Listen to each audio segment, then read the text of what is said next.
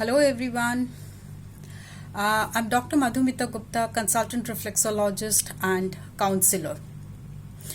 After COVID or after this lockdown, lot of companies they are giving the option of working from home. When they give the option of working from home, that means you will be at home or you will be managing your work, your profession, your job, your house, and at the same time your own life. So let's see that what happens when you are under pressure of managing your house, work, that means your job, and your own life. So when we are work from home, there are a lot of advantages and there are a lot of disadvantages also. Let's see what is the result of constant pressure of work, home, and your own life, how to manage it. Let me tell you what is the effect of imbalance first. That means the first and foremost effect is your individual consequences. That is the behavioral changes. Constant irritation, because when you used to work, you used to go to office, you used to spend a lot of time for commuting, or when you come back home, you used to do your housework also. So the frustration or the tiredness and all these things, that leads to constant irritation. So the individual consequences is also the constant irritation, then negative thought process and behavior and negative attitudes. High intake of alcohol. This is the individual consequences. What are the organizational consequences? Low motivations. Low motivation leads to low productivity, and constant low productivity it may lead to pay cut or loss of job.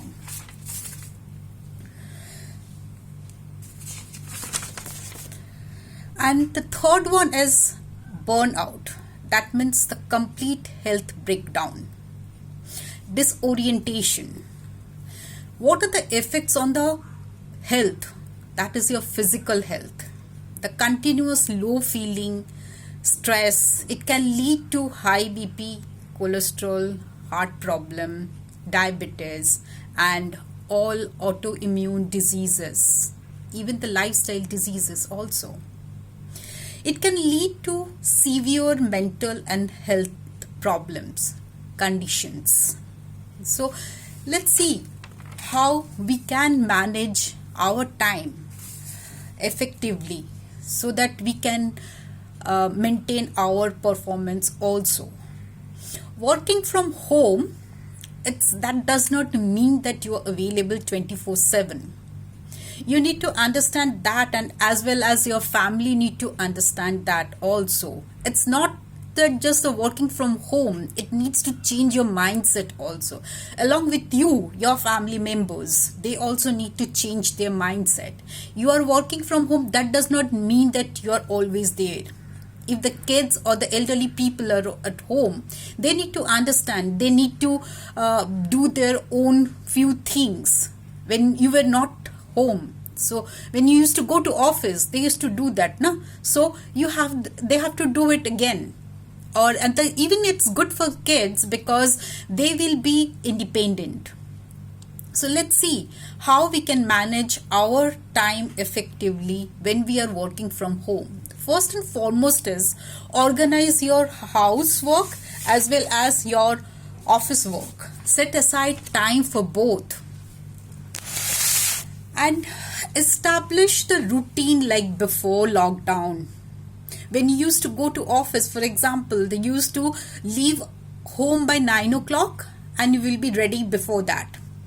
So that it takes nearly an hour to reach your office by 10.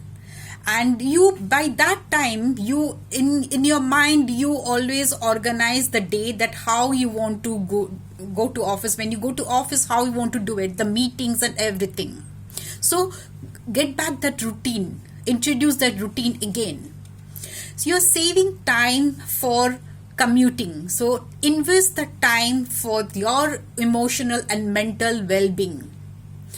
Always try to find your me time. End of the day, just try to relax or unwind. It could be just go for a long walk, or it could be a book you are reading. It will, if you read a book, even a chapter a day, you will gain a lot of knowledge. At the same time, it will increase your vocabulary, and at the same time, you can reduce your stress and mental pressure, job pressure, I'm telling you.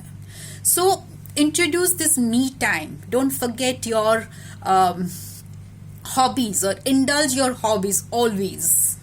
So, and at the same time, what you can do is, you have to be very realistic about your career and ambition, and you cannot win all the races. So you have to remember that I cannot win all the races every time. So slow down, prioritize your life, live in present. That means today. We don't know about tomorrow, what will happen. So enjoy your today. Find out the happiness in small things. Learn to let go. Whether you are man or woman, doesn't matter, but core inside, the deep inside, we are emotional. So let go is not that easy thing to do, but we need to learn that. Learn to distance yourself from stress triggering situation. You know by now that what are the situations which create stress in you. So try to